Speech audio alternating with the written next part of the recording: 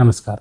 BEd शिक्षकों के bridge course परीक्षा को ध्यान में रखते हुए हम हिंदी भाषा का अध्ययन कर रहे हैं। हिंदी में अध्याय 10 लेखन का आकलन है। अब तक हमने अध्याय 1 से लेकर अध्याय 9 तक पूरा कवर कर लिया है।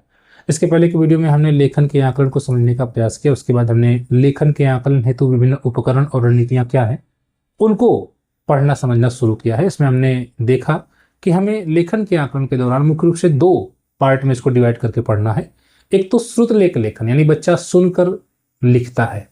जैसे हम आलेख बोल रहे हैं, हम कोई बात बोल रहे हैं, बच्चा उसको सुनकर लिख रहा है, तो उस क्षमता का हम आकलन करते हैं बच्चे की, तो उसको कहते हैं श्रुतलेख। दूसरा है सृजनात्मक लेखन, क्रिएटिव राइटिंग जिसको कह सकते हैं, जिसमें बच्चा कल्पना करता है, अनुमान लगाता है, अपने विचारों को लिखने का प्रयास करता है, तो वो हुआ सृजनात्मक लेखन। हमें उनका आकलन करना होगा और आकलन करते समय किन बिंदुओं पर हमें ध्यान देना है, हमें इसको समझना है। ठीक है, तो इसके पहले हमने समझ लिया लेखन का आकलन क्या है। हमने यह देखा कि श्रुतलेख क्या है, जिसमें बच्चा सुनकर लिखता है।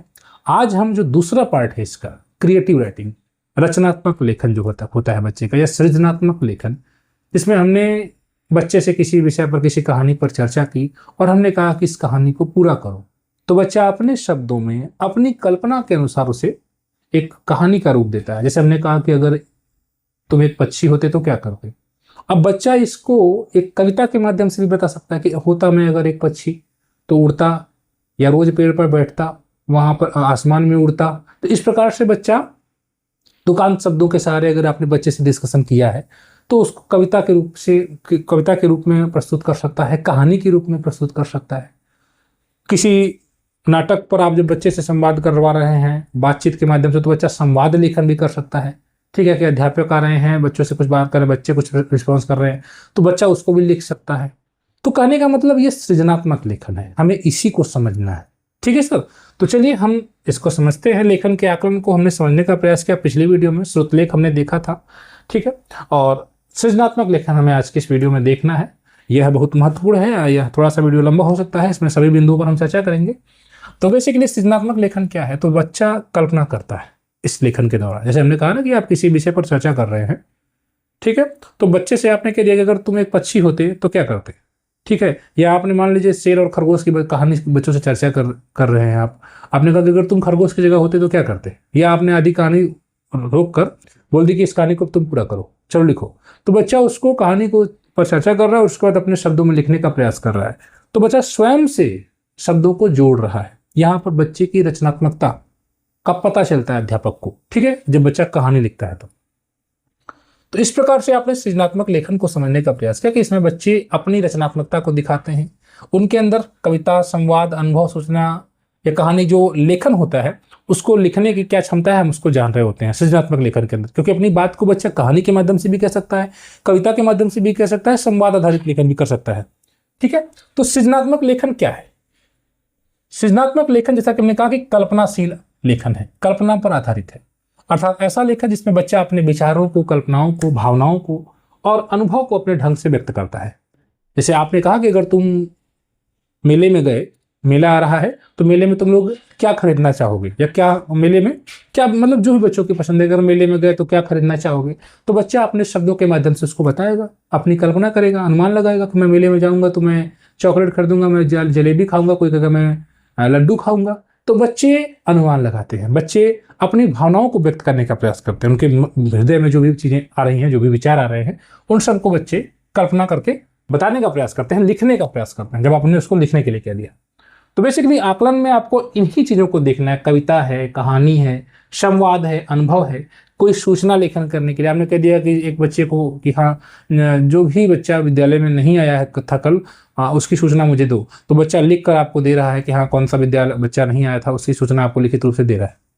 तो सूचना लेखन के माध्यम से भी आप बच्चे के भाषाई विकास को समझ रहे होते हैं, है ना। संवाद लेखन है, अनुभव लेखन है, इस प्रकार से। तो सबसे पहले हमें कहानी को देखना है। ठीक है, तो इसके अंतर्गत हमें इन्हीं सभी को समझना है जो महत्वपूर्ण बिंदु है।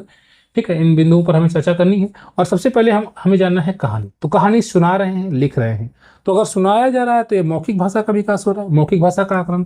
और लिखित विचार, ये अभिव्यक्ति के साधन, यानी अपनी मन में जो भी विचार उत्पन्न हो रहे हैं उनको व्यक्त करने का एक बेहतर साधन है लिखित रूप।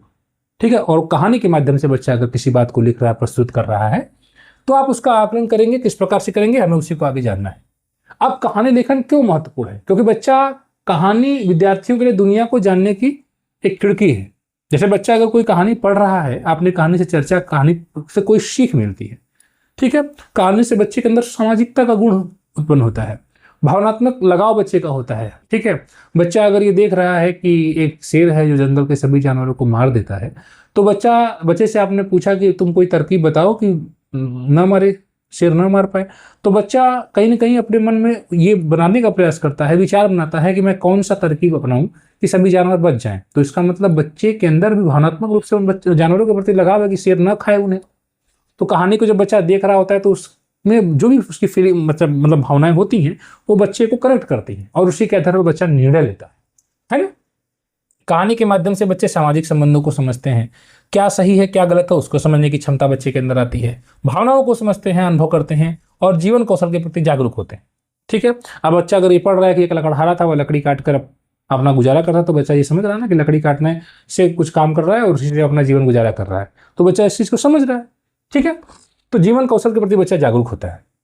तो अध्यापक के रूप में अब देखिए, कहानी लेखन अगर हम सिखा रहे हैं तो हमें किन चीज़ों पर ध्यान देना है या हमें किस प्रकार से गतिविधियां करानी है। कहानी लेखन के लिए हम संकेत के माध्यम से गतिविधियां करा सकते हैं। संकेत के माध्यम से हम बच्चों को कहानी, हमने कुछ चित्र दे दिए या कुछ चित्र हमने दिखाया संकेत के रूप में, कि हमने एक दिखाया कि एक लोमड़ी है जो गर्दन ऊपर करके बैठी हुई है और एक पेड़ है और पेड़ की ओर लोमड़ी देख रही है और पेड़ पर एक मुर्गा बैठा हुआ है। तो हमने बच्चे को एक चित्र दिखाया। अब बच्चा उस चित्र को देखकर उस संकेत के माध्यम से समझने का प्रयास करे कि आपने क्या पूरा का पूरा सीन है। आपने कहा कि इस पर अनुमान लगाओ क्या हो सकता है, तो कोई बच्चा कहेगा ये लोमड़ी उसको खाना चाहती है, तो आपने किसी बच्चे ने कहा खा गई होगी, किसी बच्चे ने कहा नहीं खाई होगी, ठीक है। तो बच्चा कहा क्यों नहीं खाई होगी, तो उसमें कुछ और जानवर भी आ गए होंगे, तो और भी मुर्गे रहे होंगे जो मिलकर लड़ाई कर लिए होंगे उससे। तमाम कहानियां बच्चे अपने मन से बना लेते हैं जब आप कोई चित्र दिखा रहे हैं। अब उसी को लिखित रूप में बच्चे से आपने बोल दिया क्लिक कर लाओ। तो इस प्रकार से आप संकेत के माध्यम से बच्चों की कहानी लिखवा सकते हैं। कुछ संकेत दिखा दीजिए, बच्चे उसके बारे में लिखे, ठीक है। आपने एक झंडा दिखा दिया, एक छोटा सा 2-3 छोटे बच्चे हैं, ठीक है, झंडे के नीचे खड़े हैं, ठीक, और फूल वगैरह गिरा हुआ है, तो बच्चे समझ जाएंगे। आपने कहा इसके बारे में लिखो, तो आपने कहा कि देखिए सर झंडा फहराया गया, बच्चे झंडा को फहराएं, वहाँ से फूल दिखे नीचे गिरा हुआ है, ठीक। अब बच्चे उसके बारे में कुछ लिख रहे हैं, ठीक है। तो कहानी लेखन में आप देख रहे हैं कि संकेतों के माध्यम से बच्चे कहानी लिख रहे हैं, प्रश्नों के माध्यम से कहानी बना सकते हैं बच्चे। यानी कई बार विद्यार्थी स्वयं से कहानी नहीं लिख सकता, ऐसे में लिख पाता है, तो ऐसे स्थिति में बच्चे शिक्षक वाली कहानी सुनाते हैं और फिर बोर्ड पर उससे संबंधित कुछ प्रश्न लिखते हैं और उस प्रश्न के उत्तर बच्चे देने का प्रयास करते हैं, ठीक है। तो इस प्रकार से भी बच्चे जो है लिखते हैं, ठीक है, यानी कि प्रश्नों के माध्यम से। अगर विद्यार्थी उन प्रश्नों के उत्तर देते हैं और उन उत्तरों को क्रम में जोड़कर धीरे धीरे कहानी तैयार करवाया जाता है शिक्षक के द्वारा, ठीक है। जैसे मान लीजिए कि एक लड़का था जो कहाँ जा रहा था, सुबह उठकर कहाँ जाता था, तो बच्चा खुद बता देगा, सुबह सारे स्कूल जा रहा था, ठीक है। तो एक दिन रविवार का दिन था, अच्छा सर रविवार का दिन था, तो क्या हुआ, इसका मतलब स्कूल नहीं गया होगा, अच्छा ठीक है। तो एक रविवार का दिन था, रामू घर पर ही था, तो बच्चे ने अपने से बता दिया कि रामू घर पर ही था, क्योंकि उसे पता है कि रविवार का दिन था तो स्कूल नहीं गया होगा। इस प्रकार से आप बच्चे से ही एक प्रकार से प्रश्न भी पूछ रहे, चर्चा भी कर रहे हैं, बच्चा उत्तर दे रहा है, कहानी लिखते हुए चल रहा है। तो आप ये कार्य कर सकते हैं, ठीक है। इसके बाद बच्चे मूल कहानी को अपने शब्दों में लिखते हैं। आपने जब चर्चा किया, कहानी बनवाया, उसके बाद पूरी कहानी जब आपने कोई समझा दिया, पूरा कर दिया, तो बच्चे उसी कहानी को अपने शब्दों में लिखेंगे। कहानी में काल्पनिक परिवर्तन भी कर लेते हैं बच्चे, या बिना परिवर्तन के भी अपने शब्दों में व्यक्त करने का प्रयास करते हैं, ठीक है।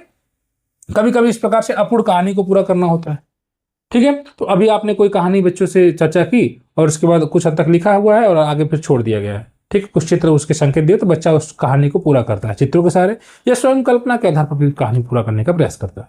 तो अपूर्ण कहानी को पूरा करना भी है इसके अंतर्गत, ठीक है। जब विद्यार्थियों को कहानी लेखन का कुछ अभ्यास हो जाए तो शिक्षक उन्हें अपूर्ण कहानी दे, विद्यार्थियों को उस कहानी का उपयुक्त उत्तर देना होता है। इस प्रकार से आपने इसको देखा है। तो कहानी ऐसा होना चाहिए जो बच्चे के अनुसार हो। अब ये नहीं कक्षा 1-2 पढ़ने वाला बच्चा, आप उसको इतनी लंबी कहानी दे दें कि बच्चा बोर हो जाए, समझ ही नहीं पाए पूरी, शुरू काज करना अंत काज करना, बहुत लंबी कहानी हो जाएगी तो बच्चा भूलने लगेगा। तो इसलिए हमें यह देखना है कहानी सरल हो और औसत विद्यार्थी के बोधगम्य हो, आसान भाषा में हो, बच्चा उसको समझ पाए। कहानी लेखन और सृजनात्मक कहानी लेखन में क्या अंतर है? कहानी लेखन का मतलब ये हुआ जैसे किताब में बच्चे ने कुछ पढ़ा और उसको एडिटेड उसी प्रकार से लिख रहा है, तो ये कहानी लेखन हो गया। लेकिन सृजनात्मक कहानी में ये होगा कि बच्चा अपने से कहानी बना रहा है, अपने शब्दों को उसमें जोड़ रहा है, ठीक है। तो कहानी लेखन, सामान्य कहानी लेखन में बस किताब की लिखी हुई भाषा का ही बच्चा दिमाग में बसा लिया और उसको लिख दिया। और सृजनात्मक कहानी लेखन में बच्चा अपने अपने शब्दों को, अपने भावों को जोड़ने का प्रयास कर रहा है। तो हमें यह प्रयास करना है कि बच्चा सृजनात्मक कहानी लिखे, सिर्फ कहानी लेखन नहीं चाहिए। ठीक है, सृजनात्मक कहानी में कौन से तत्व होने चाहिए? धारा प्रवाह होना चाहिए, यानी विचारों और घटनाओं का सहज और सही क्रम होना चाहिए। ठीक है, लचीलापन होना चाहिए, यानी बच्चा अपने जो भी विचार है उसके अनुसार उसमें कुछ शब्दों को जोड़ ले रहा है, घटा ले रहा है। तो ये भी होना चाहिए कि विचारों या घटनाओं को बच्चा नए ढंग से प्रस्तुत करे। लचीलापन होना चाहिए, मौलिकता होनी चाहिए कहानी, उसमें अपना नया और मौलिक विचार होना चाहिए, और पर्याप्त कहानी बड़ी होनी चाहिए, मतलब बच्चे के स्तर के अनुसार होनी चाहिए। या नहीं कि 2 लाइन में आपने कहानी खत्म कर दी, तो उसमें बच्चे को अपने रचनात्मकता दिखाने का मौका ही नहीं मिलेगा। ठीक है, तो पर्याप्त बच्चे में उसमें घटनाएं हों, विचारों को पर्याप्त रूप से मौका मिले बच्चे को व्यक्त करने का, तो इस तरह भी पर्याप्त होना चाहिए। ठीक है, इस प्रकार से आपने इसको देखा। अब मान लीजिए कि आपको कहानी लेखन का आकलन करना है। बच्चे ने कहानी लिखा तो कैसा लिखा, अच्छा लिखा या बुरा लिखा, या अच्छा लिखा या उसमें सुधार की गुंजाइश है। बुरा तो नहीं कह सकते आप, अच्छा या उसमें सुधार की गुंजाइश है। तो उसमें आप कुछ नंबरिंग करके आकलन कर सकते हैं। जैसे अब आकलन के कौन कौन से बिंदु हैं, अब गणित के आप इसमें आप आकलन के बिंदु आपसे पूछा जाए तो आप ये देखें कि बच्चा कहानी की घटनाओं को धारा प्रवाह रूप में प्रस्तुत कर ले रहा है कि नहीं कर पा रहा है, बच्चा घटनाओं को नए ढंग से प्रस्तुत कर रहा है कि नहीं कर रहा है। हाँ नहीं में आप उसको लिख सकते हैं। अभी हमने ऊपर देखा था ना, चेकलिस्ट वगैरह हमने समझा था पिछली वीडियो में। तो घटनाओं को रोचक ढंग से विस्तारण कर रहा है कि नहीं कर रहा है, तो सही गलत इसमें कर सकते हैं आप जब कॉलम बनाएंगे। तो विचारों में मौलिकता दिखाई दे रही कि नहीं, इन बिंदुओं के आधार पर आप बच्चे की कहानी का आकलन कर सकते हैं, प्रश्न पूछा सकता है। ठीक है, तो बच्चे द्वारा अगर कोई कहानी लिखी गई तो आपका इन बिंदुओं के आधार पर उस बच्चे का आकलन करेंगे। ठीक है सर। उसके बाद दूसरा है कविता। ठीक है, कविता भावनाओं की अभिव्यक्ति को सरस और प्रभावी बनाने के लिए कविता का सहारा लिया जाता है जब ज्यादा आसान बनाना होता है। ठीक है, रस मतलब आनंदपूर्ण होना चाहिए। हम लोग जब बच्चे कविता जब कक्षा में प्रस्तुत कर रहे होते हैं तो बच्चे बड़े खुश जाते हैं कविता को सुनकर। ठीक है, और बड़े एकाग्र होकर बोलने लगते हैं अध्यापक के साथ, आपने देखा भी होगा। बेसिकली तुकबंदी पर आधारित होता है। लास्ट में आप देखते हैं कॉमन वर्ड्स आ जाते हैं, बच्चे उसको देखकर खुश जाते हैं, बोलते हैं अच्छे से। विद्यार्थियों को अच्छी कविताएं सुनाकर भी कविता लिखने के लिए प्रेरित किया जा सकता है। इसमें आप प्रारंभिक चरण में बच्चों के सामने कविताएं सुनाएं, ये लिखना गतिविधियां कराएं। यानी कि इसमें पहले कविता सुनना है, फिर सुनाना है, फिर लिखना है। ठीक है, यानी कि आपने किसी का कविता पर चर्चा की, उसके बाद बच्चे चर्चा कर रहे हैं, बच्चे समझ गए, उसके बाद आपने कहा कि चलो ठीक है तुम लोग लिखो इसको, तो बच्चे उसको लिख रहे हैं। तो इसके माध्यम से बच्चे कविता को सुनते हैं, कविता को फिर सुनाते हैं, गाते हैं, फिर लिखने का प्रयास करते हैं। इसमें तुकबंदी की गतिविधि करा सकते हैं, यानी विद्यार्थियों को तुकबंदी वाले शब्दों का अभ्यास कराएं, आया जाया। ठीक है, फिर उन्हीं शब्दों के आधार पर कविता की पंक्तियां बोलने लिखने का अभ्यास कराया जा सकता है। जैसे मैं सुबह उठकर मैं स्कूल चला, इस प्रकार से बच्चे बोले। तो कोई बच्चा बोलेगा स्कूल आकर मैंने बस्ता खोला, इस प्रकार से कोई बच्चा बोला बस्ता खोलकर मैंने कॉपी निकाली, तब तक सर जी आए। इस प्रकार से बच्चे बताते हैं, खुद से कहानी बना रहे हैं, आप चर्चा कर रहे हैं, कहानी बना रहे हैं, और उसके बाद अभ्यास के बाद बच्चे फिर उसको लिखने का प्रयास कर रहे हैं। ठीक है, पहले बच्चे पंक्तियों को बोलते हैं, फिर लिखने का अभ्यास कराते हैं। हमने कहा ठीक है, ऐसे आहार है, विचार है, खाओ लाओ, इन शब्दों से पंक्तियां फल और सब्जी खूब खाओ, दूध दही भी घर ले आओ। फिर बच्चा कुछ और उसी में जोड़कर बोलेगा, है ना, बच्चा को एक खड़ा होकर कुछ और भी जोड़ेगा। ठीक, इस प्रकार विद्यार्थी तुकबंदी वाले शब्दों से स्वयं पंक्तियां बनाना सीख लेते हैं, खुद से सीख लेते हैं। आपने देखा होगा, आपने ट्राई भी किया होगा। ठीक है, और कविता लेखन का आकलन आप किस प्रकार से करेंगे, वो अब कविता लेखन में आपको यह देखना है कि विषय कैसा है, उसमें भाव क्या है, संरचना कविता की सही है कि नहीं, भाषा का चुनाव किस प्रकार से बच्चा कर रहा है। तुकबंदी को देखेंगे और कल्पनाशीलता, यानी बच्चा अपनी कल्पनाशील है कि नहीं, रचनात्मकता को बच्चा दिखा रहा है कि नहीं कविताओं के माध्यम से। यहाँ पर आप ध्यान देंगे कि आप फाउंडेशनल और प्रिपरेटरी दोनों को देख रहे हैं। तो फाउंडेशन मतलब आंगनबाड़ी 3 साल की जिसको आप कहते हैं, या प्री प्राइमरी कहते हैं, फिर कक्षा 1 और 2। तो ये प्री प्राइमरी +1 2 वो आप कह देंगे फाउंडेशनल स्टेज। तो फाउंडेशनल स्टेज यानी बुनियादी चरण में विद्यार्थी के स्तर को देखिए, उसमें आप ये कहिए कविता बच्चा सुना रहा है, सुनना है, और गाना अधिक महत्वपूर्ण बना, यानी उसमें लेखन पर बहुत ज्यादा जोर नहीं देना फाउंडेशनल में। ठीक है, कि अभी कविता आप बच्चे से लिखने ही लगे, बच्चा से लिख कर चेक करवाने लगे कि सभी लोग लिखो, तो ये जरूरी नहीं है। इस स्तर पर आकलन के लिए विद्यार्थी द्वारा कविता सुनाना पर्याप्त माना गया है। यहाँ पर आपको ये अपेक्षा नहीं की गई कि बच्चे से लिखवा कर ही पूरा माने, ऐसा नहीं करना है। लेकिन हाँ, प्रिपरेटरी में आए तो रेटिंग स्केल आप रखेंगे, बच्चे की कविता लेखन किस प्रकार से, इसके आधार पर बच्चे का आकलन करेंगे। कविता का विषय स्पष्ट किया कि नहीं बच्चे ने, कविता का विषय विचारणीय है कि नहीं, कविता में भाव स्पष्ट रूप से व्यक्त हो रहा है कि नहीं, बच्चा जो व्यक्त करने का प्रयास कर रहा है, कविता में लय है कि नहीं, शब्दों का चयन विद्यार्थी के स्तर के अनुकूल है या नहीं। इस प्रकार से इसके आधार पर बच्चे आप जो है रेटिंग कर सकते हैं। इसमें 1 2 3 4 5 के आधार पर बच्चों को रेटिंग देंगे, नंबर देंगे, मतलब आकलन हेतु आप उसको अपने हिसाब से सेट कर सकते हैं। तो बंदी रोचक ढंग से की गई है या नहीं, कविता में कल्पनाशीलता है, ये कविता के आकलन हेतु महत्वपूर्ण बिंदु हो गए। इसके बाद देखिए तीसरा है संवाद। ठीक है, अब संवाद क्या है, संवाद लेखन किसी कहानी को जीवंत और रोचक बनाने में महत्वपूर्ण भूमिका निभाता है। इसके माध्यम से पात्रों को भी अच्छी तरह समझने में सहायता मिलती है। हमने देखा होगा हमारी भाषा की किताब में अध्यापक आते हैं गुड मॉर्निंग, तो बच्चे टीचर फिर गुड मॉर्निंग, इस प्रकार से हमारी अंग्रेजी किताब को देखेंगे आप तो बहुत से हमें इस प्रकार से दिखाई देते हैं। और उसमें भी दिखाई देता है, अभी अंधेरी नगरी को देखें तो उसमें भी संवाद हो रहा है, राजा है और बाकी लोग हैं, उसमें चर्चा होती रहती है। ठीक है, तो ये चर्चा आधारित जो होता है, संवाद आधारित जो लेखन होता है, ये अभी बच्चों की कल्पनाशीलता का एक प्रकार से बेहतर जो है यहाँ पर उसके थ्रू मिल सकता है आकलन। संवाद लेखन किसी कहानी को जीवंत और रोचक बनाने में महत्वपूर्ण भूमिका निभाता है। ठीक है, इसमें आप बच्चों से खुद ही भूमिका निभा सकते हैं। जैसे मान लीजिए 2-3-4 बच्चे हैं तो उन सबको मिलाकर तुम ये रहोगे, तुम डॉक्टर रहोगे। ठीक है, अब बच्चा कहानी के पात्र के अनुसार आपने एक सबको दे दिया। ठीक है, और उसी जुम्मन शेख हो गया, एक अलगू चौधरी हो गया, उसी खाला हो गई, तो सबको आपने एक पात्र के रूप में चुन लिया और बच्चे बातचीत कर रहे हैं, संवाद कर रहे हैं। ठीक, और उसी के आधार पर फिर उसको बच्चे आगे करेंगे। कहानी का परिवेश कैसा है, पात्रों के बीच संबंध कैसे हैं, पात्रों का व्यक्तित्व कैसा है, तो इस प्रकार से संवाद हमें ये बताते हैं कि कहानी का परिवेश कैसा है और संबंध कैसा है। हमें ध्यान देना है कि पात्र के व्यक्तित्व के अनुसार स्वाभाविक और सहज भाषा का प्रयोग हो। ठीक है, लेखन के दौरान। अब इसमें गतिविधि कौन सी कराएंगे, संवाद भरो गतिविधि। जैसे टीचर हैं तो गुड मॉर्निंग चिल्ड्रन, तो वो चिल्ड्रन क्या करेंगे, अब जाहिर से चिल्ड्रन कहेंगे गुड मॉर्निंग टीचर्स, इस प्रकार से कहेंगे। ठीक है, तो आप उसमें संवाद भरो गतिविधि करा सकते हैं। कक्षा 4 के बच्चों के लिए गतिविधि उपयोगी है। इसमें कुछ संवाद पहले से दिए गए हैं और कुछ खाली जगह छोड़ दिए गए हैं। विद्यार्थी रिक्त स्थानों में उपयुक्त संवाद भरते हैं। इससे विद्यार्थी समझता है कि संवाद किस प्रकार से लिखे जाते हैं। ठीक है, परिस्थिति संवाद लेखन, यानी कि अगर परिस्थितिजन्य कोई घटना हो रही है तो उस दौरान बच्चा क्या संवाद करेगा। अगर बड़े सर आ जाए तो क्या करोगे। ठीक है, तो बच्चा इसमें बताएगा, बड़े सर आ जाएंगे तो क्या कहेंगे, तो बड़े सर ऐसे कहेंगे, तुम क्या कहोगे। इस प्रकार से संवाद हो रहा है। संवाद भरो का अभ्यास करने के बाद विद्यार्थियों को किसी परिस्थिति के आधार पर संवाद लिखने को दिया जा सकता है। यह सृजनात्मक लेखन की दिशा में अगला कदम हो गया।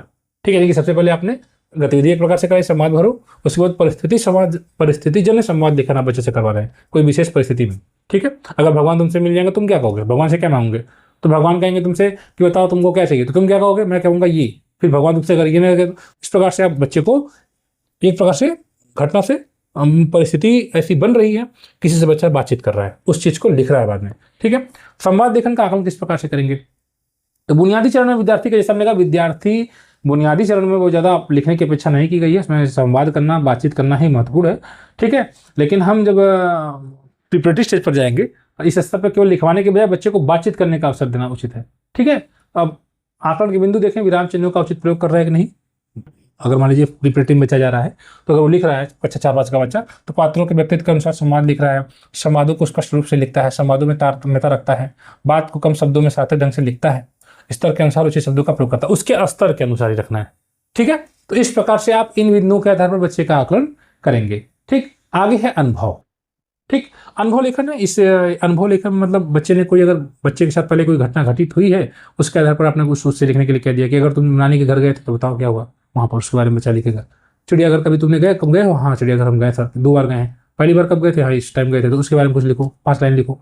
तो इस प्रकार से बच्चे ने जो भी अनुभव किया है उसको बच्चा लिखे, अपने शब्दों में प्रकट करने का प्रयास करे। इसमें विद्यार्थी अपने जीवन में घटनाओं को स्वतंत्र रूप से लिखता है। इसमें अपने इच्छाओं को, भावनाओं को, अनकही बातों को, जीवन की घटनाओं को बच्चा व्यक्त करने का प्रयास करता है। इसमें बुनियादी चरण में अनुभव बताना गतिविधि आप कराएं। ठीक है, फाउंडेशन स्टेज में बच्चों को अपने अनुभव साझा करने के लिए प्रेरित करें। कम आयु होने पर अनुभव को आपसी बातचीत के माध्यम से साझा कराया जा सकता है। आप प्रिपरेटरी बनाएं, आप आ जाए। ठीक है, यानी कि लिखने का जो काम है बेसिकली हमें प्रिपरेटरी पर ही देना है ध्यान, विशेष रूप से। ठीक है, विद्यार्थियों किसी परिस्थिति में स्वयं अनुभव किए गए अनुभव को लिखने के लिए स्व अनुभव लेखन गतिविधि कराई जा सकती है। जैसे हमने कहा ना कि तुम अगर नानी के यहाँ गए थे तो उसके बारे में लिखो। चलो सभी लोग अपने छुट्टी में आपने कहाँ गए थे, या तुम कभी चिड़ियाघर गए हो तो उसके बारे में कुछ लिखो, या तुमने कभी शेर देखा है, ठीक, कभी जंगल में गए हो। तो इस प्रकार से बच्चा जो भी उसका अनुभव रहेगा उसको लिखने का प्रयास करता है। आखिर में आपको देखना है कि भाषा का शुद्ध लेखन आवश्यक है। बुनियादी चरण में अनुभव लेखन में भाव को प्रधानता दी जा सकती है। ठीक है, बहुत ज़्यादा इसमें बच्चा अपनी बातों को कहने का प्रयास कर रहा है और लेखन प्रक्रिया के दौरान बच्चा सही से नहीं लिख पा रहा है तो भी कोई दिक्कत नहीं, क्योंकि वो फाउंडेशनल स्टेज में भी है। ठीक है, लेकिन वहाँ अपने भाव को देखिए आप। ठीक है, जैसा कि हमने कहा ना कि यहाँ पर प्रिपरेटरी स्टेज में आपको देखना है कि बच्चा सही लिख पा रहा है कि नहीं, और अभी प्रोसेस को समझना है, प्रक्रिया आधारित लेखन है ना, बच्चे प्रक्रिया को समझ रहे हैं कि नहीं, तो ये चीज़ हमको ध्यान देना है। बुनियादी चरण के बच्चे के लिए अनुभव बताना कठिन हो सकता है, इसलिए उसे आपसी बातचीत गतिविधि में शामिल करा के उसका आकलन करें आप। और प्रारंभिक चरण में बच्चा स्व अनुभव लेखन गतिविधि का आकलन कुछ रेटिंग के आधार पर करें, जैसे अनुभव लेखन स्पष्ट है कि नहीं है, ठीक है, विचारों को व्यवस्थित ढंग से प्रस्तुत किया गया है कि नहीं, लेखन में संदेश दिया गया है या नहीं, लेखन शुद्ध है या नहीं, या फिर स्तर के अनुसार शब्दों का प्रयोग किया गया है या फिर नहीं। ठीक है, इस प्रकार से आप इसको देख लें। इसके बाद इसी तरह से सूचना है। ठीक है, तो फिलहाल इस वीडियो में हम इतना ही रखते हैं, एक और वीडियो बनेगी इसकी। ठीक है, इसके बाद ये जो पॉइंट, ये जो आपका लेखन के आकलन हेतु उपकरण और रणनीतियां हैं, ये वाला हिस्सा पूरा कवर हो जाएगा। ठीक है, तो इस वीडियो में इतना ही। ब्रिज कोर्स की बेहतरीन तैयारी के लिए आप इस चैनल को सब्सक्राइब जरूर करें। धन्यवाद।